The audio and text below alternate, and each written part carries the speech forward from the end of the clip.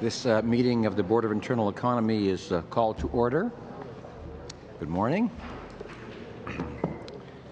The first item we have is the minutes.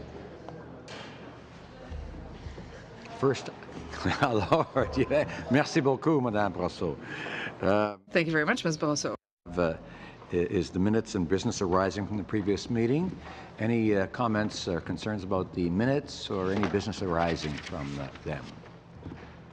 Not hearing none, we'll move on to the second item, the modernization of policies and the members' allowances and services manual and bylaws of the board.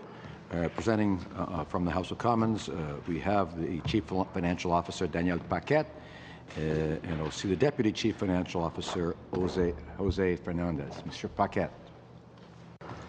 Okay, thank you very much, Mr. Speaker.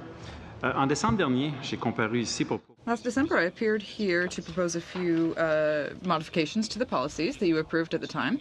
Our efforts to continue to modernize the members' policies could better support members in their functions. First, I'll be presenting a series of proposals to modernize the travel policies that apply to members, and then a change proposed for end-of-year deadline. Is that members' parliamentary function entails long workdays and extended periods away from home. These requirements have led members to express their needs for changes to travel policies for themselves, their employees, and their immediate family. The House Administration has also reviewed the report from the Standing Committee on Procedures and House Affairs and took into consideration the recommendations for possible amendments to the travel point systems that would encourage members' families to reunite with the members. We have also consulted with various members and House officers to get a good understanding of the challenges that we were asked to address. The presentation today will also follow up on the Board's December 7th request to clarify the definition of designated traveler. Après avoir examiné tous les renseignements que nous After having reviewed all of the information, the House Administration proposes the following changes to the administrative policies concerning travel. These changes aim to ensure that all members have the resources they need to travel for their parliamentary functions. Amendments seek to promote a family-friendly environment for members of the House, enhance the support provided to members in the discharge of their parliamentary function, and clarify certain elements to increase members' policy understanding and allow them to optimize the use of their resources. The travel point system was introduced to ensure that all members have equal access to travel resources no matter the size or location of their constituencies. It was also intended to respond to members' needs by providing resources that are to their employees' immediate families. These travel resources are not only used by members but also used by their designated travelers and their dependents. Today, nearly half of the members are parents of dependent children, and the travel resources required to maintain a balanced family life are creating pressures on members' travel allocations. So currently, half a point is deducted for each round trip taken by a member's dependent under the age of 6, and a point for each round trip taken by other authorized travelers. Our first proposal is to increase flexibility for travel of younger dependents. We recommend that no point be deducted for the travel of dependents under the age of 6, nor for dependents with disabilities. One travel point would continue to be deducted for each round trip taken by other eligible dependents. Additionally, we propose to allocate additional regular points to members with more than one dependent that's of the age of 6 to 20. To alleviate the pressures on the travel resources of members whose families are larger than the Canadian average, the proposal would be to have 8 regular points allocated for each additional dependent who's of the age between 6 to 20.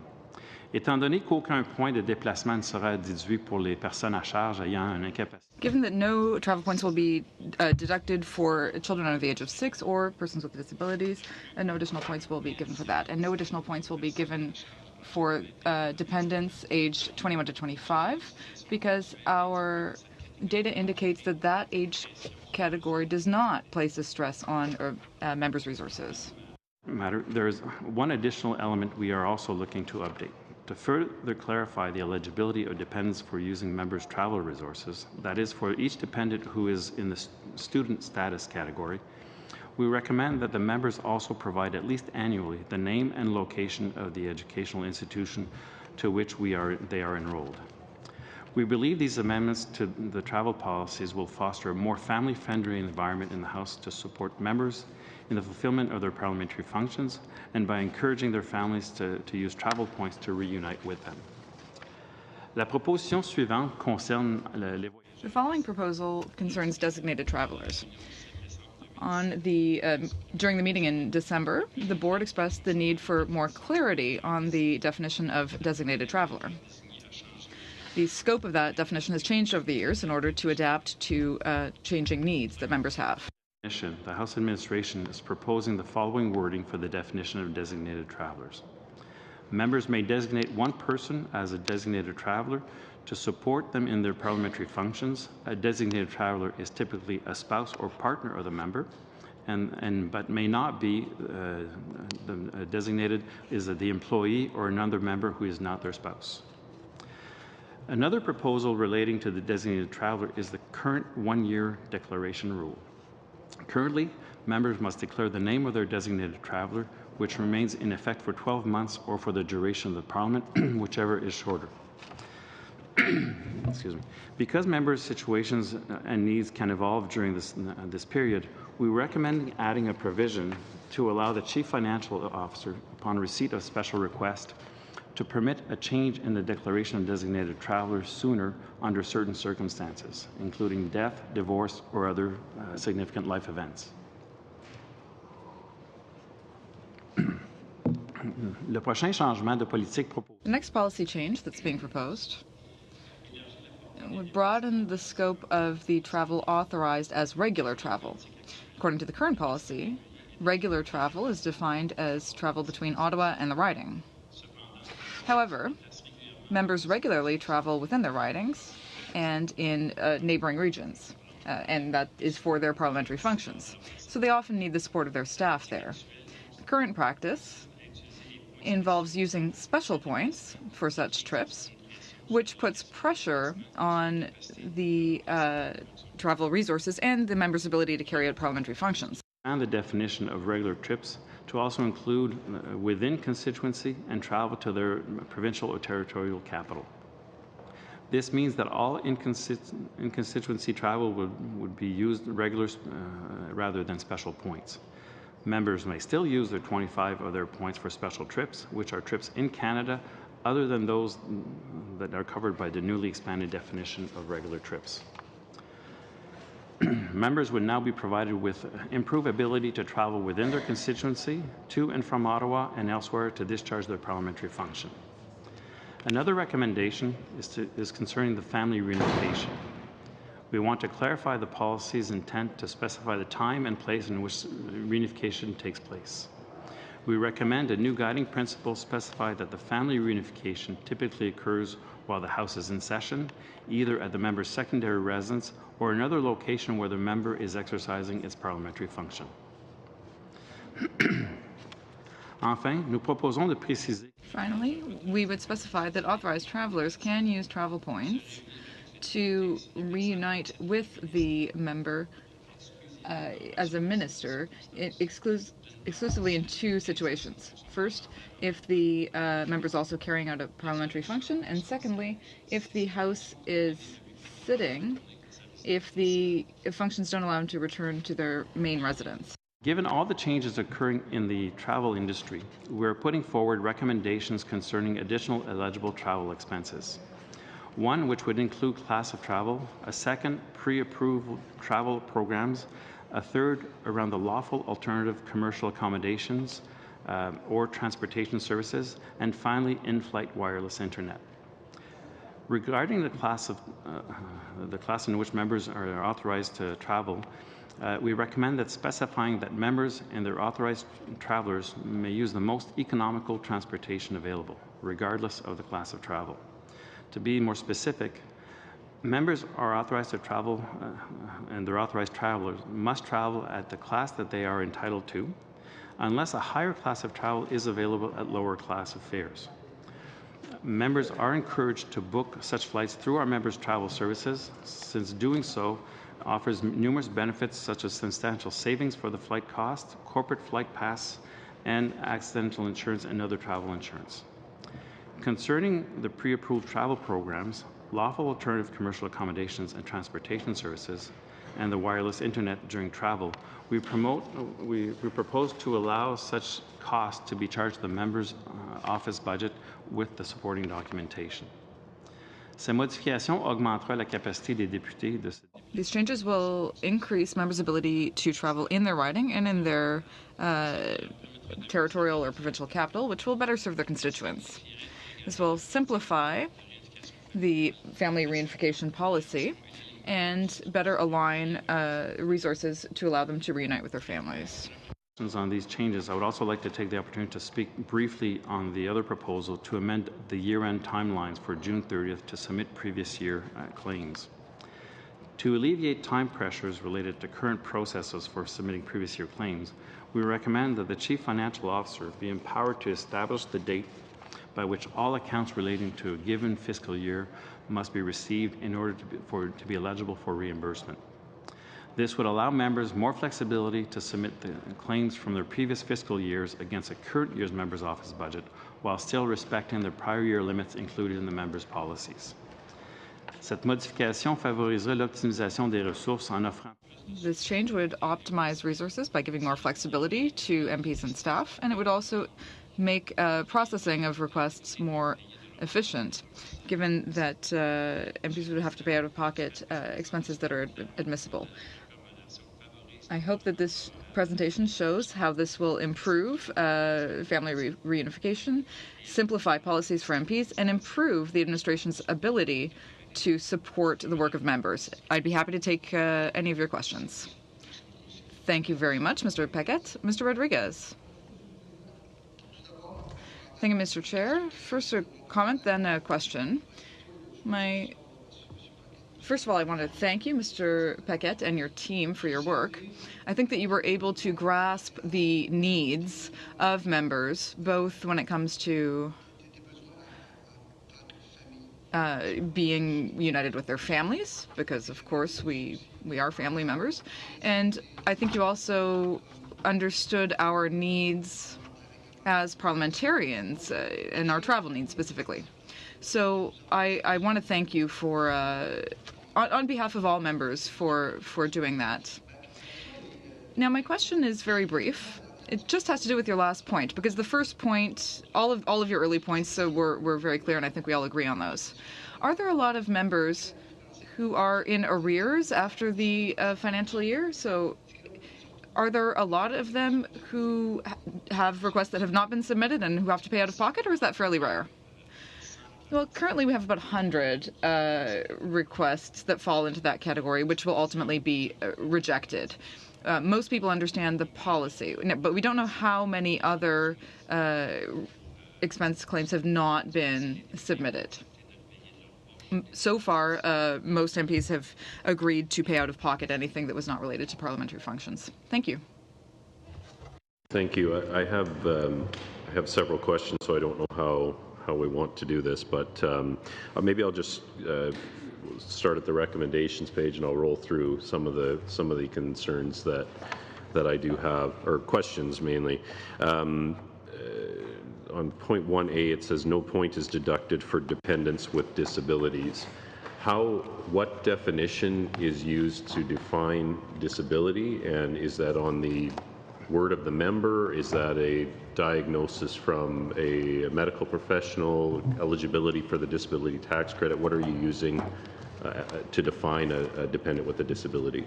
Okay. There's already a definition in our guidelines and our policies that's supported by our CHRO as to what is a disability.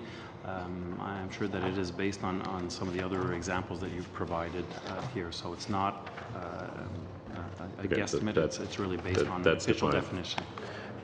Thank you. Under 2C, where 8 additional points for each additional dependent between the age of 6 and 20, additional, and that was for more than one. That's right. Are those 8 points assigned specifically to said additional dependent, or do they simply go into the members' greater pool and they can really, they could use them for whatever purpose they wish, but the fact that they have more than one child gives them more travel points? The intent. I've asked our Director of Human Resources to see if he can get the definition of disability for you during the meeting. Okay, thank you. Sorry. All right, Steve. Okay, I'm sorry, I lost my train of thought here. What was the question? Sorry, the question is, do the additional 8 travel points, are they assigned to a specific Okay, dependent, yes. or do they Okay, simply yes. go into a larger pool for a member who has more children? So the intent here was to put it in the general pool, but to do a monitoring to make sure that there is a usage for the family reunification. It was not going to be a hard control and monitoring. At this point here, the members who will be getting these extra points have identified the need to use them for this purpose. But if there was to be any kind of other use, we would notify and bring it to the attention of the board. Okay. Regarding the designated traveler and dependents, are there any? Did you look at any other restrictions? We have employees and what was the other? Not another member. Yeah. Are there other cases where there were concerns raised? People choosing an employee of a registered party or things like of that nature, or were those not really explored? We haven't really dug into it in a lot of detail. It hasn't been an issue. The designated travelers are disclosed on the site, and so the idea is of the intent of having that designated traveler be the spouse or partner is respected at this point here in all the cases. Okay. If there's a need to have additional restrictions, we are open to add those to the list if need be. Okay, and as for 3B, I assume that the Chief Financial Officer would come back to the board when they have developed the policy here, the review process for 12-month, it says here in 3B, allow the Chief Financial Officer to formalize the process to review. That would come back to the board, or are we kind of giving our authority today to allow him to develop the policy that we will be bound by? I think the intent was to allow me the policy, the step to do this. It's really just the steps of what form would be submitted and what identifying the life events that would allow for a change within a shorter period of time. Okay. And typically would be the significant life events that would warrant the need to change the designated traveler. Okay. In 5, family reunification travel, I do have a concern about the provision that for both members of Parliament and ministers and parliamentary secretaries, that this is somehow restricted, or I know it's travel principles, not perhaps a policy, but as was indicated at the beginning of this presentation, we don't go on holidays on June the 25th. Members carry out duties not only in their ridings but across the country in all parties, and certainly ministers and parliamentary secretaries when the House is not in session. And so I would have a concern there that that we are careful that we don't eliminate the ability of members to conduct their business at times with their families during the summer or winter breaks or on break weeks. So that's a concern. Also, the combined duration, allowing financial management or the House of Commons to make a judgment call that the combined duration of parliamentary and ministerial duties did not allow the member to return home. I think that should be at the discretion of the member whether or not their schedule, it's better for their family or themselves to have their family travel with them. And we're not the party that currently has to worry about ministers and parliamentary secretaries, but their primary function still is as a member of parliament, and even though they might be carrying out operations or business for the government of Canada as a minister of the Crown, I think we should be very careful that we are not discouraging them from maintaining their family relationships and allowing that travel to occur without undue restrictions. So I do have a concern about both of these sections talking about when the House of Commons is in session, and for discouraging ministers and parliamentary secretaries from using their parliamentary travel points as members when they are also doing ministerial or parliamentary secretary type work. I guess for the first point, I guess that, and we had a clarification of the question we actually had from another member yesterday. The House is in session from the speech of the throne or when there's a prorogation or a writ. So that includes a lot broader. Thank you. It's not when the House is sitting, it's when the House is in session. So we can make that clarify that perspective. Got you. And the idea here of asking the members to identify the parliamentary function or the limitations is that the guiding principles do exist for travel. And what this allows us to ask is to ask the member to provide us that explanation. We never challenge it. Okay. Yes, it is the member's prerogative of what is parliamentary function and all this. So this way here, we know we can document our files and make sure that we, my staff that process the claims, have the information to support the claims and the payments. So the idea here is, unless there's something really unusual, our fundamental principle is not to challenge the member, but it's to make sure that we document the files so that we have everything to support the payment and respecting the principles. Thank you for that clarification, and I apologize for the misunderstanding there. Mm-hmm. Finally, I would just ask if you have done any, if you have surveyed members or would consider surveying members to determine, I know many members have raised the number of travel points as a concern for family reunification. I would submit to this group that the dividing out and reporting on the travel costs of a dependent is actually more of a disincentive to travel than is the travel point system.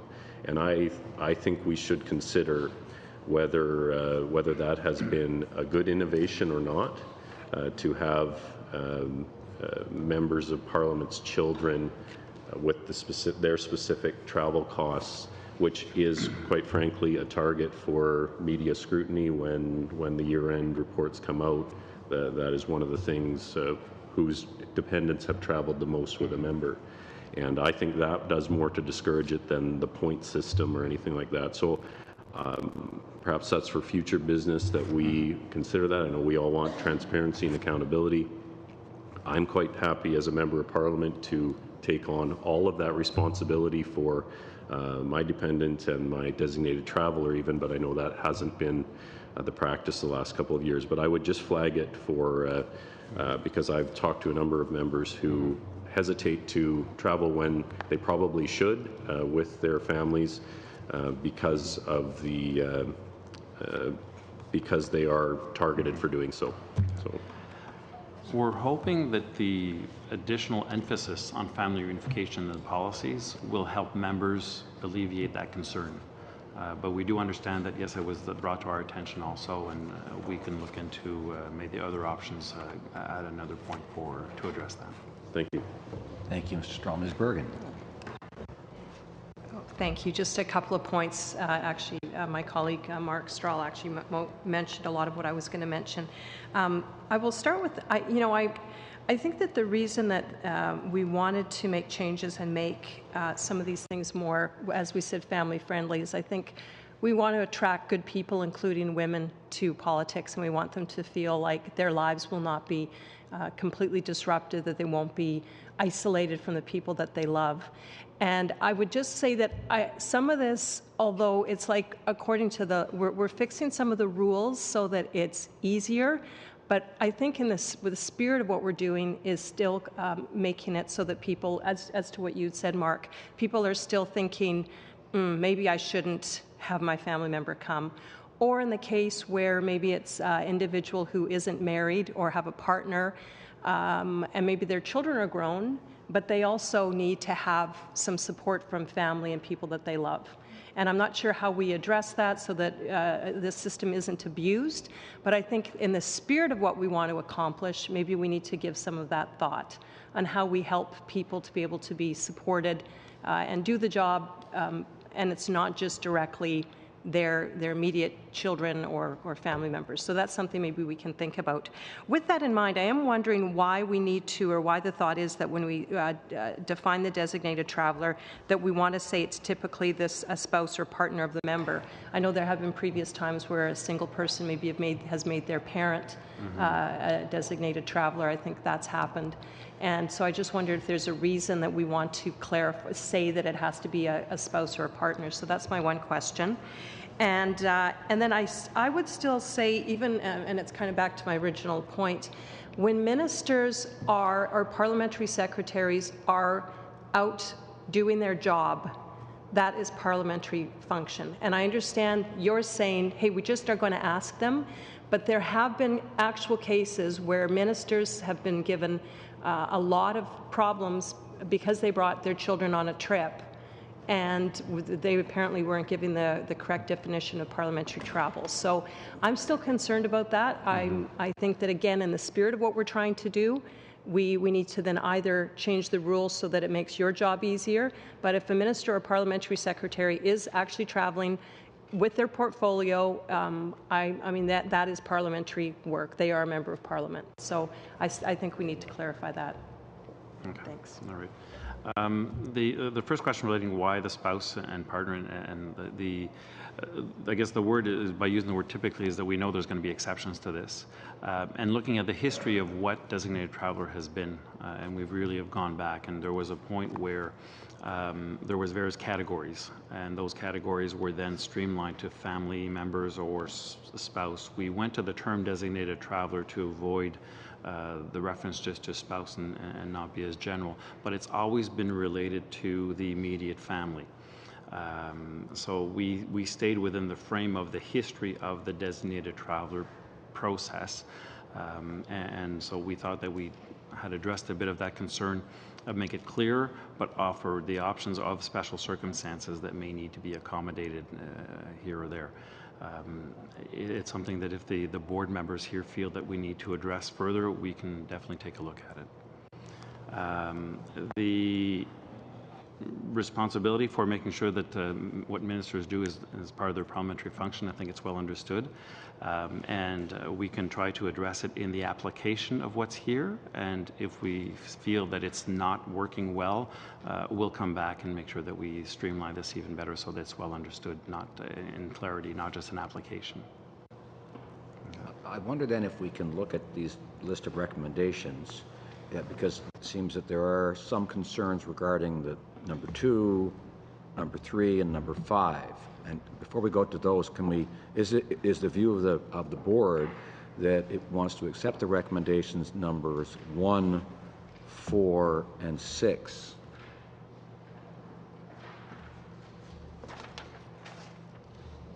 Is that acceptable? It sounds like. Agreed. So let's go back to just for a moment to whether we need to set the others aside or what we need to do with them. Number 2 on the travel point allocation and the question of the 8 additional points and so forth. Mr. Strahl, I think you and Mr. Bergen both had concerns about that. Is it your view that we need to set that aside, or is there some other approach that you see us taking? I believe the answer I received satisfied my concerns about that.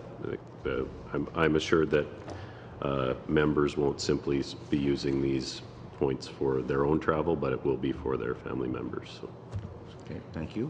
And then on to 3A, the question of where it says maintain the current definition and clarify that the designated traveler is typically the spouse or partner of the member.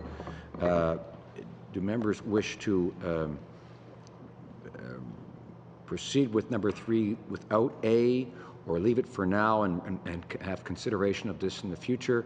What's the will of the board in relation to number 3? it's, is it okay as it is for the moment, and we come back to it? I just don't know why we have to add it. I mean, I'm not sure what the purpose is. Unless there's been a reason, why are we adding it? Well, in that But that's case- I don't know what everyone else. Unless there's agreement, obviously, we don't proceed with it. So it sounds like we would not proceed, your view would be we would not proceed, at least for now, with 3, and then if the board became satisfied that it did wish to do that, it could do so in the future. Mr. Paquette, any clarification on that necessary, or? It was here to help clarity for the board members, so we're open to suggestions and to move forward accordingly. Okay, but let me just ask, are 3B and 3C acceptable? Yes, I'm saying yes on that. So I think we would set aside 3A, and it would not go forward for now at least. And if the board wishes to go forward with it later, that's fine. And then, so then we're on to number 5. We had, first of all, the question of is in session caused, I think, was perhaps could have been of course, there's a parliamentary definition of what they had in mind, I think, here, and that does cause some confusion. But that I think that can be addressed if we go forward with this. That can be addressed in the wording of the changes to the bylaws, of course, and to be very clear. But other than that, is number 5 acceptable? Yes. So members wish to proceed with number 5. Yep. Okay, then I guess we have clarification then that which recommendations are accepted by the board, and we can go on to the next item. Good. Okay. Thank you.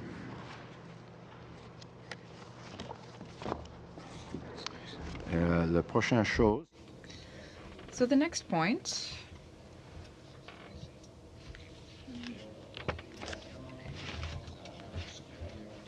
has to do with spending. And once again, we have Mr. Paquette and Mr. Fernandez. Mr. Paquette. Well, I'd like now to take ask for the approval of the board concerning the House Officers' Expenditures Disclosure Reports. This reflects the board's ongoing commitment to increase transparency and accountability. Votre approbation des modèles de rapport des dépenses proposés pour les agents. Your approval of this model for House Officers' Expenditures is an important point before the publication of the report. 2017, the board approved disclosure of expenditures for the Speaker and the other presiding officers, opposition leaders, House leaders, whips, National Caucus chairs, National Caucus Research Office, and members who are former prime ministers. The first House Officer Expenditure Report will present a summary of expenses by category and will cover the period of April 1st, 2017 and to March 31st, 2018.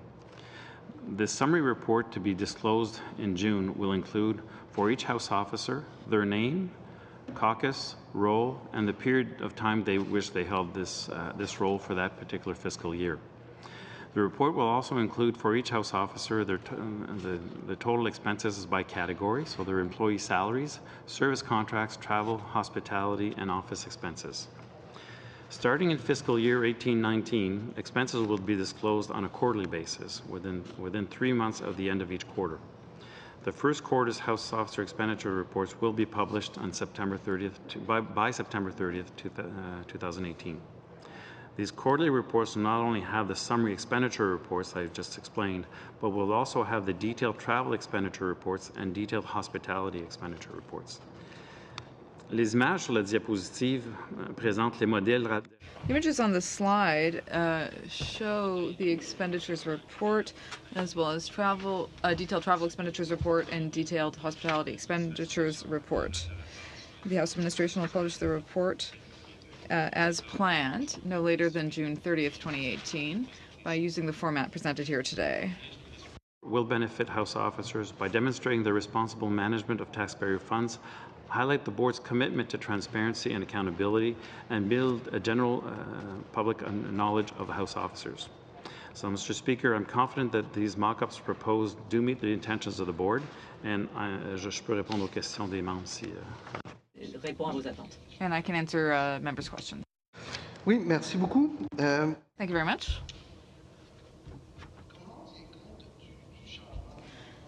How do you factor in a change of mandate For example, I succeeded my predecessor. So how do you factor in expenses when there's a change of position? So the budget is associated with the role. So we make the division line at the time of the change of position. So that's calculated. So it goes by the person who is in the position.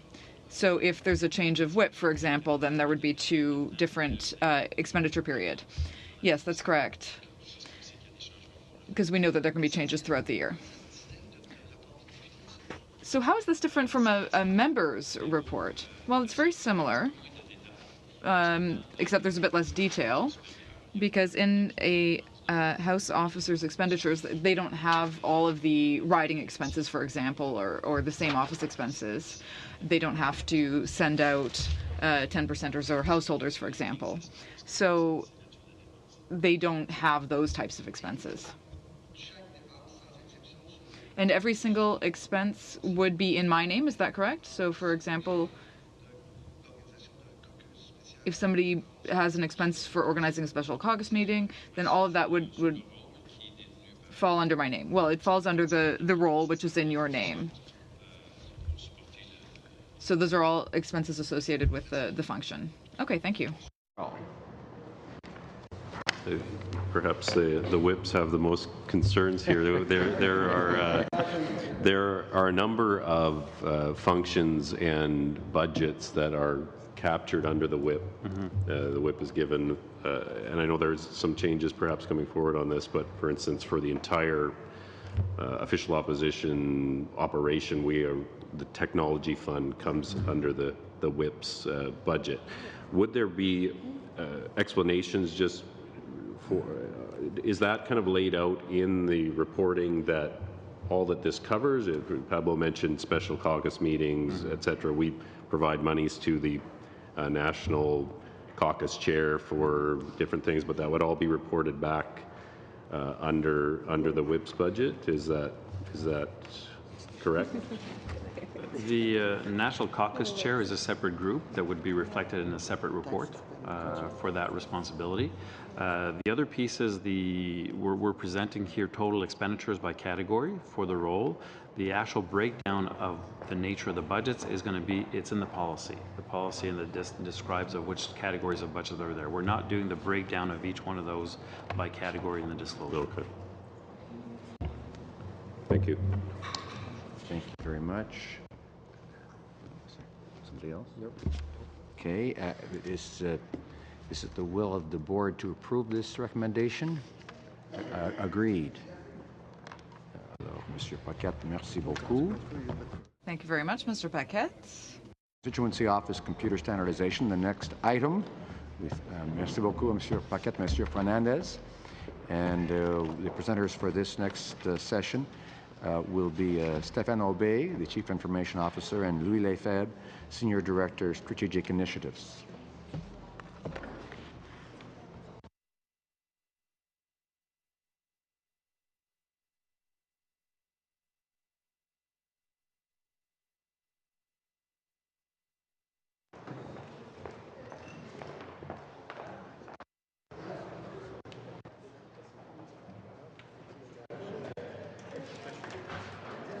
Jackie's up.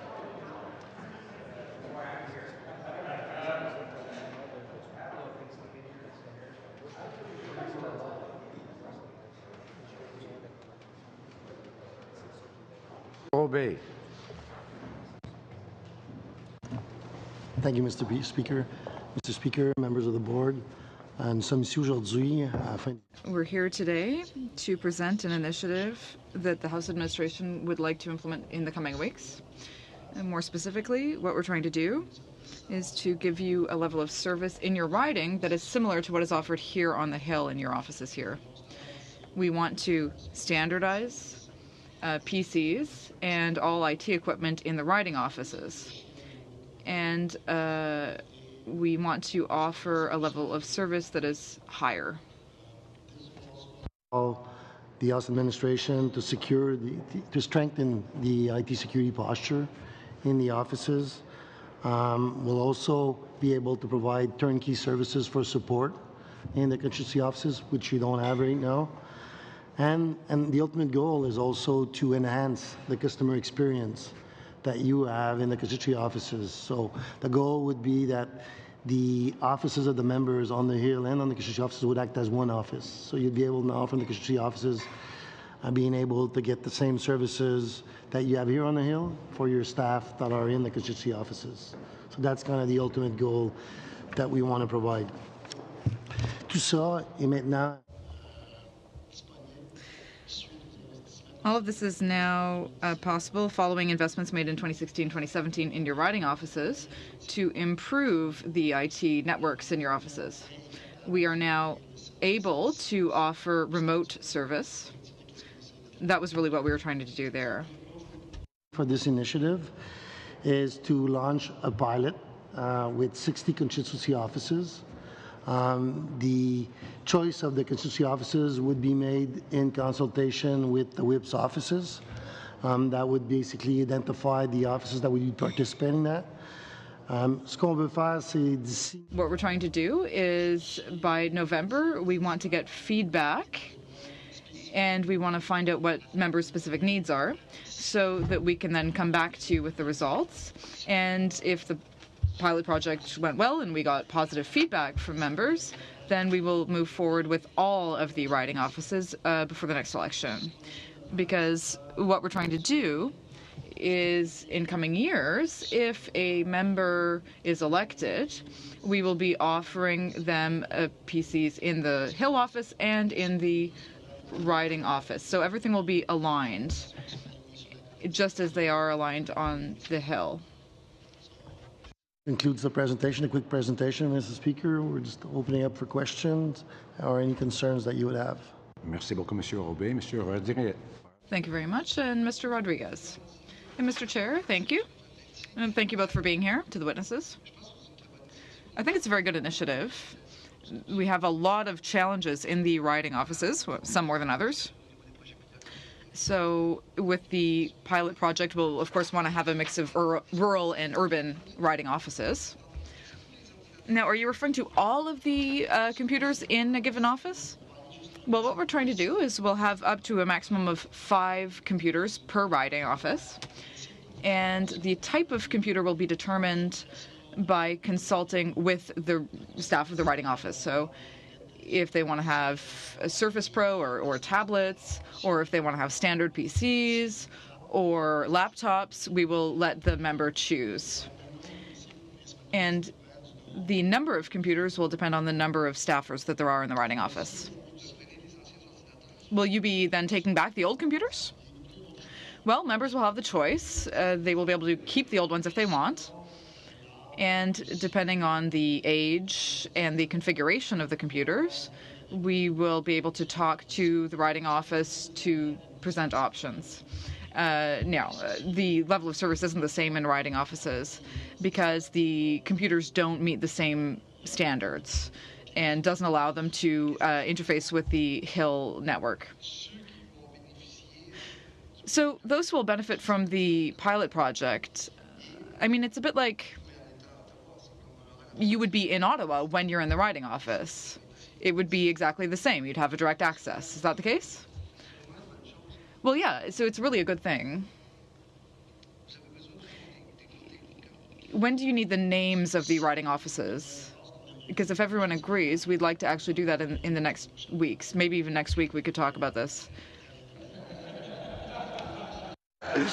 That's a good idea.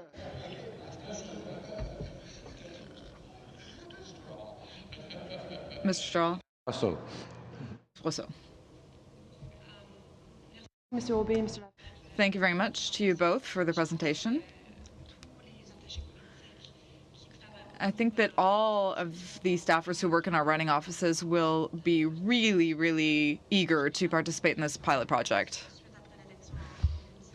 Following the 2019 elections, I mean, I represent a riding that is rural, but it's not that far from Montreal. But we still have a lot of problems with our computers, which are, after all, a very necessary tool for us to do our work and to serve our constituents. No, this is going to come into effect after the 2019 election. Why do a pilot project? because I think a lot of staff would be looking forward to having an opportunity to get better computers and make sure that when we do have problems with our networks or computers, that there's immediate interaction with the IT, which is always great, the phone calls we make with the IT, but to have somebody come and deal with the problems directly on the computer, like the services we have here in the house.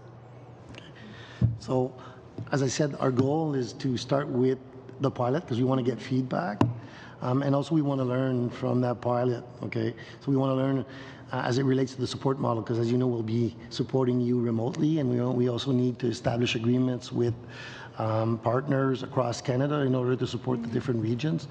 So our goal is to do that in the next 6 months, and then after that we would plan the work necessary to be ready for the next election. And a lot of the offices have more than 5 computers. It doesn't matter where you are in Canada. We sometimes have a lot of volunteers. Why just 5 computers and not more?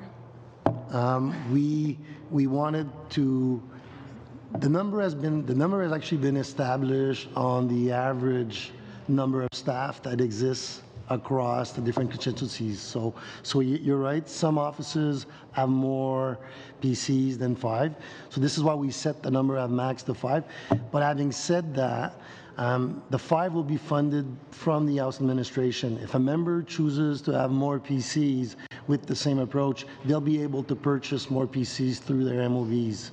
So we would allow constituency offices to have 6, 7, or 8 if that would be required, as long as over and above 5 it would be funded by the constituency offices. So there's 60 offices that will be able to participate. I guess what would be the breakdown by party? And how would that work with the independents? How would that work with them too? The way we usually do this is we use the proportional representation based on the elections. We like that. That's been the long-lasting procedure of how we do this. Okay, thank you. Just to clarify one thing, I want to bring the board members' attention. In the last point on the screen, it says if the pilot is successful, we will return to the board as the administration will return to the board as part of the main estimates process in order to ensure full implementation in the remaining constituency offices prior to the new parliament. Right. So. Yes, sir. I suppose that could be theoretically after the election, but it could be before the next election. Yes. Yeah. Okay. Mr. Stroll. Yeah, could you just remind us what the current arrangement is for members providing computers in their own constituency offices? Are any of them currently covered through the central budget, or are those all the responsibility of the member's office budget? The past practice, sir, has always been that the members from their own budgets would be supplying the constituency offices PCs. And this was the past practice. Having said that, the landscape of the IT supply chain, if you might say, has changed a whole lot over the years, from the small stores now to the large Best Buys. So we feel that we would be better suited to support the members from a cost efficiency perspective to supply them with PCs directly from the Hill, because we have a larger buying power and we'll be able to help them. But they still choose to purchase some of their equipment in their own writing. We will support them. The only impact is the level of service. So what we're planning to do is to offer different tiers of services based on the security postures of the equipment that are being selected by the members, sir. Okay. And the 5 was across both offices or just in the constituency? That's this proposal of 5 is just for the constituency offices, a maximum of 5, sir. Thank you. Mr. LeBlanc. Merci. Thank you, Chair, and thank you for your work. I completely agree with our colleagues that I think it would be a good idea to follow the recommendations that you're presenting. I just have a simple question. Now, concerning security issues, I'm sure you have a lot of experience dealing with cases of some members who may have had concerns in their constituency offices. Is there any reason to believe that security and the protection of information, often information about our constituents, could be a concern? I mean, there's a lot of private data in our computers from constituents who come to see us in our constituency offices.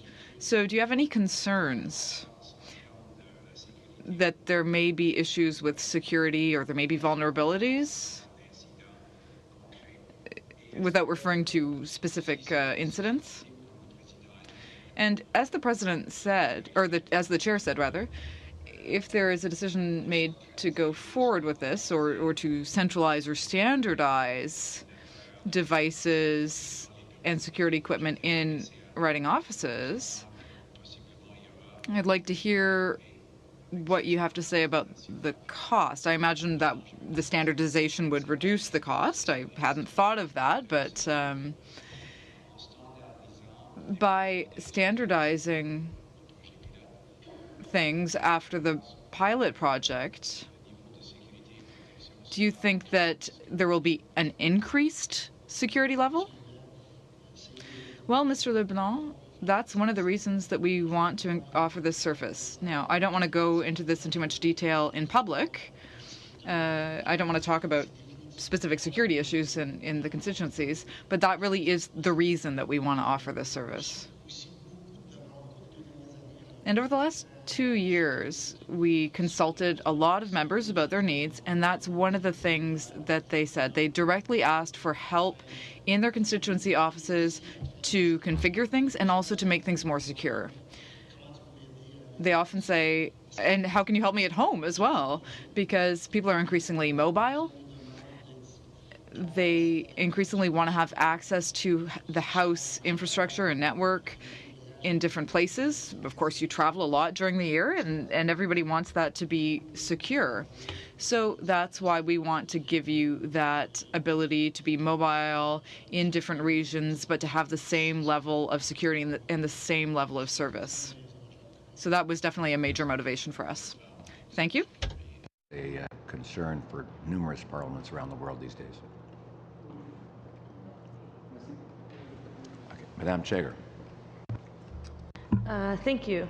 So I would just ask, so basically the 5 computers that are going to be set up in the constituencies moving forward will always be the responsibility of the House. It would not be coming out of the members' budget anymore. That is the approach that we're proposing here. Which would actually provide some consistency of making sure that the MP would be ready to go when there is sometimes turnover or whatever the case is. That is one of the big reasons, Madam Chair, like sometimes some of the members, you know, I've had equipment that has been much older than other members. So when a member is elected, as you know, the process is that they inherit the equipment of the previous member at each election. We will be able now to alleviate all these problems, you know, of bringing a member productive right away, because now the plan would be to life cycle them at every election. So when a member comes in, a new member comes in, they'd be productive right away because they have new machines and they won't have to worry about, you know, supplying themselves with the PCs in their offices. We'll do that for them. Which is good, because then the MP already has, it's so overwhelming. And I can relate because I know of the equipment that I received when coming to office. It delayed me being able to provide support to my constituents, but the Hill office did have the support and the system, so I think this is a great opportunity. So are you suggesting that the lifespan of the computer would be from election to election? Yes, that's what we're promoting. So the normal lifespan for the PCs that we use on the Hill from a security perspective are between 4 and 5 years. So this is why we're aligning this with the elections.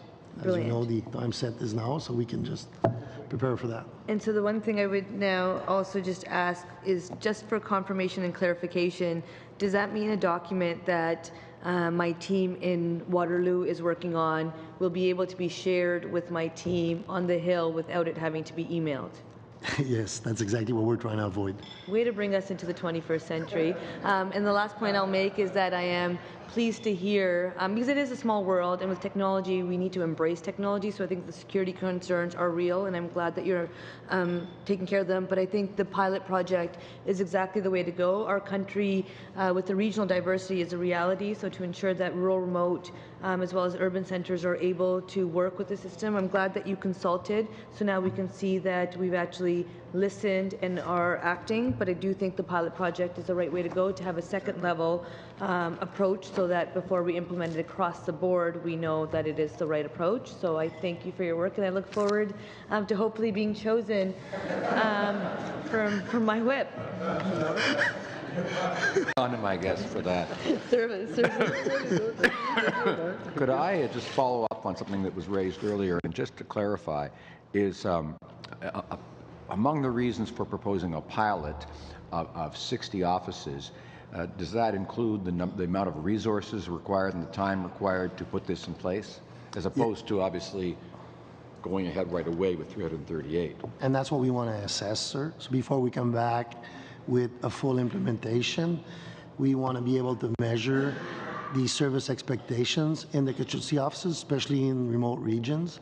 We want to make sure that we have the proper contracting vehicle, the proper partners in these areas, and if we don't, make the necessary adjustments, sir, before we go in full live production.